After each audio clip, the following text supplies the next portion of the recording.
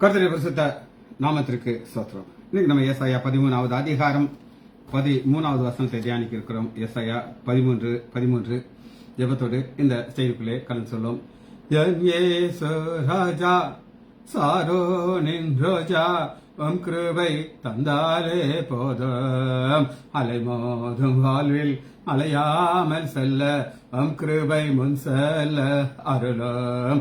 அலைமோதும் வாழ்வில் அலையாமல் செல்ல உம் கிருபை முன் செல்ல அருளும். கடல் என்னும் வாழ்வில் கலங்கும் என் படகில் சுக்கான் பிடித்து நடத்தும் என் தேவா. கடல் என்னும் வாழ்வில் கலங்கும் என் படகில் சுக்கான் பிடித்து நடத்தும் என் தேவா. கடலினை கண்டித்த கர்த்தர் நீர் அல்லவோ, கடவாத எல்கையை என் வாழ்வில் தாரும். கடலினை கண்டித்த கர்த்தர் நீர் அல்லவோ, கடவாத எல்கையை என் வாழ்வில் தாரும். என் இயேசு ராஜா சாரோனின் ரோஜா உம் கிருபை தந்தாலே போதும். அலைமோதும் வாழ்வில் அலையாமல் செல்ல உம் கிருபை முன் செல்ல அருளும். பிளவுண்ட மலையே புகலிடம் நீரே புயல் வீசும் வாழ்வில் பாதுகாத்தருளும். பிளவுண்ட மலையே புகலிடம் நீரே புயல் வீசும் வாழ்வில் பாதுகாத்தருளும். பாரினில் காரீரல் கஷ்டங்கள் அணுகாமல் பரணி என் முன்னே தீபமாய் வாரம். பாரினில் காரீரல் கஷ்டங்கள் அணுகாமல் பரணி என் முன்னே தீபமாய் வாரம். என் இயேசு ராஜா சாரோனி ரோஜா உம் கிருபை தந்தாலே போதும். அலைமோதும் வாழ்வில் அலையாமல் செல்ல உம் கிருபை முன் செல்ல அருளாம். எதிர்காற்று வீச எதிர்போரும் பேச என்னோடிருப்பவர் பெரியவர் நீரே. எதிர்காற்று வீச எதிர்போரும் பேச என்னோடிருப்பவர் பெரியவர் நீரே. இயேசுவே யாத்திரையில் கரை சேர்க்கும் தேவா, என் ஜீவ படகில் நங்கோரா நீரே. இயேசுவே யாத்திரையில் கரை சேர்க்கும் தேவா, என் ஜீவ படகில் நங்கோரம் நீரே. இயேசுவின் நாமத்தினாலே ஜெபங்கள் பிதாவே, ஆமென். கர்த்தருடைய பரிசுத்த நாமத்திற்கு ஸ்தோத்திரம். Arokiaraj brother praise Lord, Mariyal sister praise Lord, Leela Ammal praise Lord, Kavitha sister praise Lord, Nagarathnam Ammal praise Lord, Arokiaraj brother praise Lord, Balasundari Ammal praise Lord, Nagarathnam Janaki Ammal praise Lord, Selvi teacher praise Lord. சரி, இன்னைக்கு நம்ம ஏசாயா 13வது அதிகாரம் 13வது வசனத்திற்கு தியானிக்க இருக்கிறோம். ஏசாயா 13 முதல் வசனத்தை வாசிக்கிறேன். இதன் நிமித்தம் முந்தின வசனத்துல ஆண்டவர் ஒரு காரியத்தை உண்டு பண்ணுகிறார், நம்ம தியானிச்சாச்சு. இதன் நிமித்தம் சேனைகளின் கர்த்தருடைய உக்கிரகத்தின் கடும் கோபத்தின் நாளிலே பூமி தன்னிடத்தை விட்டு நீங்கும்படி வானத்தை அதிர பண்ணுவேன். நீக்கும்படி அதிர பண்றதுதான். அதிர பண்றதுக்கு ஷேக்குக்கு சலியோ எஸ் ஏ சலி எல் இ சலியோ யூ ஓ மேல ஒரு யோ நீட் சலியோ ஷேக் சலியோ. சரி, இது ஒரு கிரேக்க வார்த்தை. இதை நம்ம புதிய ஏற்பாட்டில் பார்க்க இருக்கிறோம். மத்தேயு 11வது அதிகாரம். இதை எப்படி நம்ம பைபிள் வந்து பார்க்கிறோம்.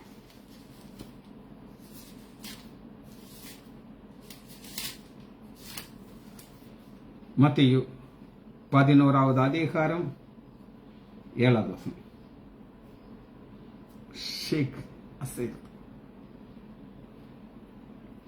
அவர்கள் போன பின்பு இயேசு யோவானை குறித்து ஜனங்களுக்குள்ளே சொன்னது என்னவென்றால், எதை பார்க்க வனாந்திரத்திலே போனீர்கள்? காற்றிலே ஆசையும் நாணலையா? ஆண்டவர் வானத்தை எல்லாத்தையும் அசைக்கிறாரு. அந்த அசைக்கிறத ஒரு நாணல் அசைகிறதாக நம்முடைய ஆண்டவராக இயேசு கிறிஸ்து இதை சொல்கிறார். காற்றிலே சாலியோ நாணலையா சாலியோ. நம்ம எப்படி கொடுக்கணுங்கிறதுக்கு வசனம் சொல்லுது. எப்படி கொடுக்க வேண்டும்ங்கிறதுக்கு கொடுக்கறது ஒரு பெரிய ஒரு ஆசீர்வாதமான ஒரு கான்செப்ட். லூக்கா 6வது அதிகாரம் 38வது வசனம். லூக்கா 6:38. கொடுங்கள், அப்பொழுது உங்களுக்கு கொடுக்கப்படும். கண்டிஷன், நீ பெற்றுக்கொள்ள விரும்புறியா? கொடு. நீ அமுக்கி குலுக்கி ஷேக். ஒரு டப்பா சில பலகாரம் சிப்ஸ் இந்த மாதிரி எதாவது போடுறீங்க. போடும்போது அது கொஞ்சம் நிறைஞ்சது மாதிரி இருக்கும். ஆனால் நீங்கள் அதை ஷேக் பண்ணீங்கன்னா அது கொஞ்சம் அப்படியே ஹைட்டு குறையும். மறுபடியும் போடலாம். அதை தாங்க கொடுக்குறீங்க. இன்னும் கொஞ்சம் குலுக்கி மறுபடியும் கொடுக்குறீங்க. அமுக்கி குலுக்கி சரிந்து விழும்படி நன்றாக அளந்து உங்கள் மடியிலே போடுங்கள். நீங்கள் எந்த அளவுனாலே அளக்கிறீர்களோ அந்த அளவில் உங்களுக்கு அளக்கப்படும். ஷேக். சாலியோ சாலியோ. வீடு அசைதுங்க. அதே லூக்கா 6:48 ஒரு 2 வகையான வீடை சொல்றாரு. ஒரு வீடு கண் மலையின் மேல் கட்டப்பட்டு வீடு, இன்னொரு மணலின் மேல். அது அசையுமா? ஒரு புயல் வந்து பெருமழை போது அது அசைஞ்சு கீழே உழுது கொலாப்ஸ் ஆகி போயிடும். இதெல்லாமே கம்பேரிட்டிவ் ஸ்டடி. ஆனா நம்ம வாசிச்ச வசனத்திற்கு கரெக்டா ஒரு வார்த்தை நான் உங்களுக்கு ஆசைப்பேன். சேம் அதே அசைது. எபிரேயர் 12வது அதிகாரம் 27வது வசனத்தில் இந்த வார்த்தைக்கு ஒரு பேரலல் வசனம். பேரலல் எக்ஸ்பர்ட் ஒரு அக்கா இங்க இருக்காங்க. எபிரேயர் 12வது அதிகாரம் 27 வசனம். இன்னும் ஒரு தரம் என்கிற சொல்லானது அசையாதவைகளால் நிலைத்திருக்கத்தக்கதாக ஆசை உள்ளவைகள் உண்டானது போல மாறி போகும். ஆதலால் ஆசைவில்லாத ராஜ்யத்தை, இந்த இது பூமி சுத்துது, இது தன்னைத்தானே ஒரு சுத்துது, சூரியனும் ஒரு சுத்துது, அசையுது. இந்த அசைறது ஒரு ஒரு சின்ன ஒரு ஏற்கனவே உங்களுக்கு சொன்னதுதான். திரும்ப நான் உங்களுக்கு ஒரு சின்ன ஸ்டடி உங்களுக்கு சொன்னேன். சரி, ஒரு இப்ப நீங்க எங்க இருந்து அமெரிக்காவுக்கு போறீங்க. அமெரிக்காவுக்கு போறதுக்கு எவ்வளவு நேரம் ஆகும் அப்படின்னு கேட்டீங்கன்னா 12 மணி நேரத்திற்கு, அதாவது ஒரு நாள் ஃபுல்லா ஆயிரும். இங்க ஸ்டார்ட் பண்ணி பிளைன் அப்படியே போய், ஆனா இது போறதுக்கு விட இப்ப 12 மணி நேரத்துல சூரியன் இந்த பக்கம் இருக்குது, அமெரிக்கா அந்த பக்கம் இருட்டா இருக்கும். ஆனா அது இந்த பிளேன் போற ஸ்பீடோட இது வேகமாக இருக்கு. அப்ப பிளேன் என்ன ஸ்பீட்ல போகுது பாருங்க. நமக்கு இந்த சூரியன் ஒரு பக்கம் இருக்கு, பூமி தன்னைத்தானே சுத்துது. அந்த சுத்துற ஸ்பீடை நம்மளால உணர முடியாது. அது ஒரு ஸ்பீட்ல சுத்துது. ஆனா ஆண்டவர் தான் நம்மளால இப்ப இந்த கொடராட்டின சுத்துறதை விட ஸ்பீடா சுத்துது. சரி, அது அசைகிற ஒரு கான்செப்ட். ரெண்டாவது நம்ம என்ன பார்க்க இருக்கிறோம் அப்படின்னு கேட்டீங்கன்னா ரிமூவ். அது ஆண்டவர் எடுத்து போடுகிறார். அந்த ரிமூவ்ங்கிற உங்களுக்கு வசனத்துல காமிச்சிருக்கேன். ஏசாயா 13வது அதிகாரம் 13வது வசனம். இதே நிமித்தம் செயலின கர்த்தர் உக்கிரத்தினாலே அவள் கடுவதனாலே பூமி தன்னிடத்தை விட்டு நீங்கும்படி ரிமூவ். ரிமூவ்ங்கிறது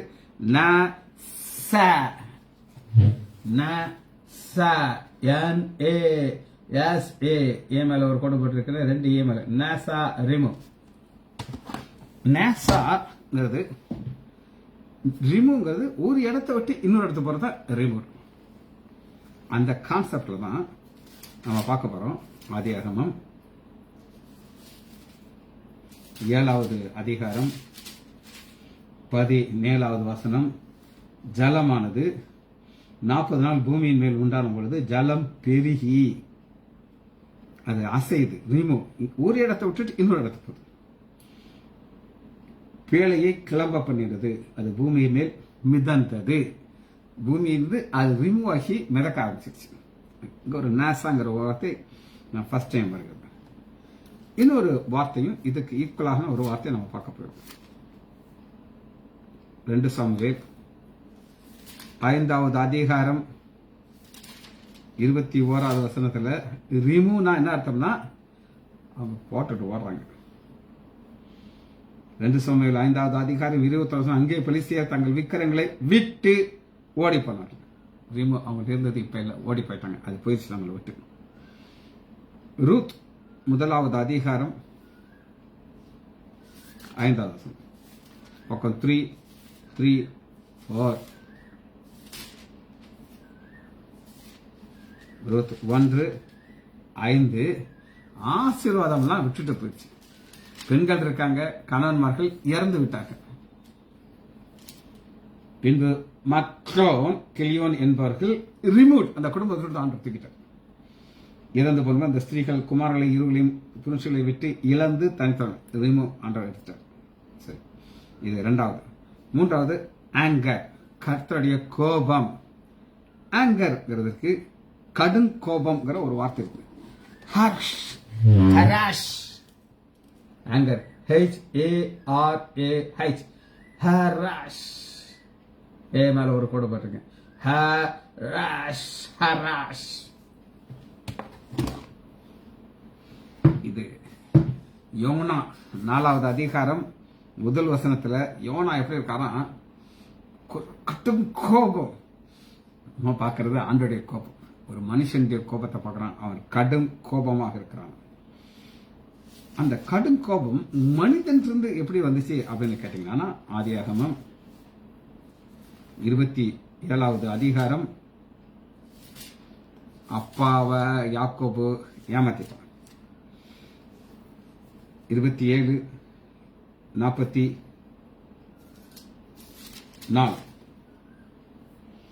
உன் சகோதரனுடைய கோபம் தனி மட்டும் சில நாள் அவனிடத்திலே போய். அம்மா சொல்றான், அம்மா தான் ஐடியா கொடுத்த ஏமாத்திர இருக்கு. சரி, கடைசியாக ஒரு வார்த்தையை நம்ம பார்த்து இதை முடிக்க இருக்கிறோம். பிளேஸ், அதன் இடத்திலிருந்து போயிருங்கிறார். Place topos, topos, TOPOS, topos, அதன் இடம். இந்த டோபாஸ்ங்கிறது இது ஒரு கிரேக்க வார்த்தை. அதனால நம்ம புதிய ஏற்பாட்டிலிருந்து பார்க்க இருக்கிறோம்.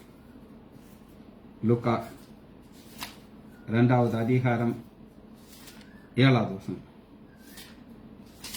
ஒரு இடத்தை ஸ்பெசிபிக்கா காட்டுறாங்க. அது முன்னணை. அந்த முன்னணியில நம்முடைய ஆண்டவராகிய இயேசு கிறிஸ்துவை படுக்க வைக்கிறாங்க. அவள் தன் முதல் பேரான குமாரனை பெற்று சத்திரத்தில் இடமில்லாதபடினாலே பிள்ளையை துணிகளை சுற்றி முன் அணையிலே கிடத்தினார். முன்னணிங்கிற ஒரு பிளேஸ் டோபாஸ். லூக்கா 14:22 14:22 ஊழியக்காரர்கள் அப்படியே செய்து, ஆண்டவரே நீர் கட்டளையிட்டதை செய்தோம், இன்னும் இடம் இருக்கிறது, பிளேஸ் இருக்குது, கூட்டிட்டு வாங்குறாரு. இன்னும் இடம் இருக்குது, கூட்டிட்டு வாங்க. அந்த இடத்துக்கு தான் டோபாஸ் அப்படின்னு பார்க்கணும். இது ஒரு கிரேக்க வார்த்தை. மத்தேயு 26வது அதிகாரம் 52வது வசனம். இங்க பேதுரு பட்டயத்தை எடுக்கிறாரு. ஆண்டவர் சொல்றாரு, அந்த எடுத்த இடத்துல போடுங்கிறார் பட்டயத்தை, அதன் இடத்திலே டோபாஸ் திரும்ப போடுங்கிறார்.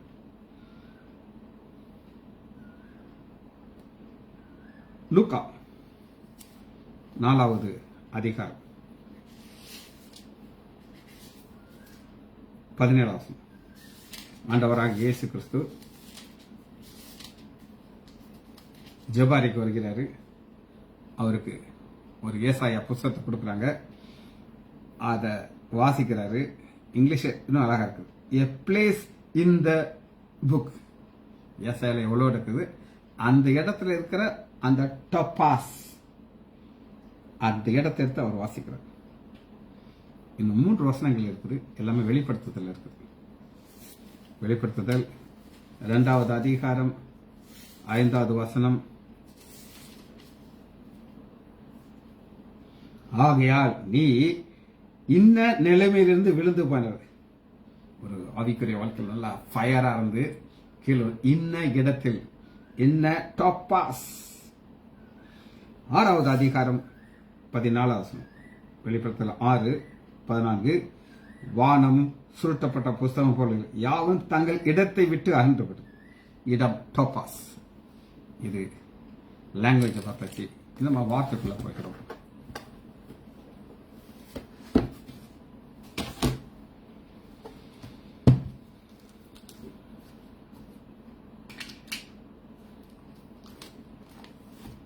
இதை யார் செய்யறாங்க அப்படின்னு கேட்டீங்கன்னா இங்கிலீஷ் பைபிள்ல ஐ வில் அப்படின்னு போட்டு ஐ வில்னா வாசிக்கிற வசனத்தை வாசிக்கிற 13 ஏசாயா இதன் நிமித்தம் கர்த்தருடைய உக்கிரகத்திலே அவருடைய கடுங்கோபத்தினாலே நீங்கும்படி வானத்தை அதிர பண்ணுவேன்.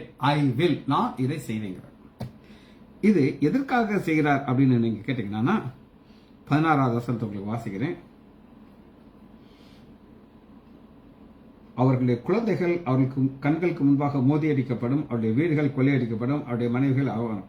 இது எல்லாமே ஒரு பாதையில கொண்டு போறாங்க. நம்ம வாழ்க்கையில ஒரு அவமானத்தின் பாதைன்னு சொல்லி ஒன்று இருக்கும். அது அவருடைய ட்ரூ கலரை வெளியில கொண்டு வரும். ஒரு சிலர் தான் நீங்க ஆக்ட் பண்ண முடியும். ஆனா இது தேவன் இதை எப்படி செய்வார் அப்படின்னு கேட்டீங்கன்னா முதல்ல ஒரு வசனத்தை வாசிக்க போகிறோம். யோபேல் எடுத்துக்கொள்ளுங்க. 3வது அதிகாரம் 13வது வசனம். யோவேல் 3:13.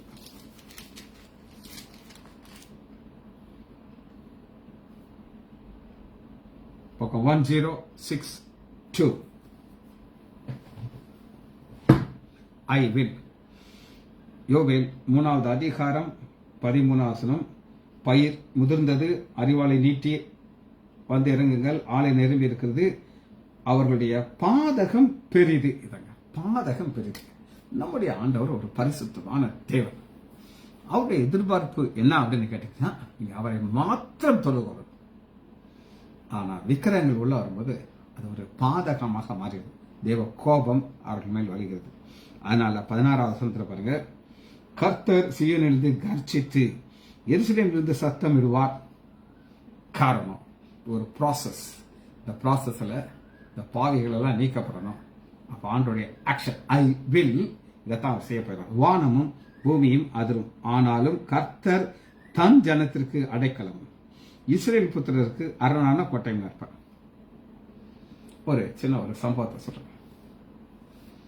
ஒரு ஜனாதிபதி அமெரிக்காவில் வாஷிங்டன், அவர் தன்னுடைய ஆபீஸ்ல உட்காந்து எழுதிட்டு இருக்கிறார். பேர பையன் ஓடி வர்றான். ஓடி வந்து, தாத்தா நான் உங்க கூட கொஞ்ச நேரம் இருக்கிறேன்னா தாத்தா அப்படிங்கிறான். தாத்தா ரொம்ப பிஸியா இருக்கேன், முக்கியமான பேப்பர்ஸ்லாம் நான் பார்த்துக்கிட்டு இருக்கேன், தம்பி நீ போய் விளையாடுங்கிறாரு. தாத்தா நான் ஒண்ணுமே செய்ய மாட்டேன் தாத்தா, உங்க மடியில் ஏறி உட்காந்துக்கிறேன், உங்களையே நான் பார்த்துக்கிட்டு இருக்கேன், நீங்க வேலையை பார்த்துக்கிட்டே இருங்க தாத்தா அப்படிங்கிறான். அவருக்கு நோ சொல்ல முடியல. மடியில் தூக்கி உட்கார வச்சுக்கிட்டாரு. உட்கார வச்சுக்கிட்டு அவ்வளோ அழகா அந்த பையனை அப்படியே அந்த இதை கொஞ்சம் கொஞ்சமாக சொல்லி கொடுக்குறாரு.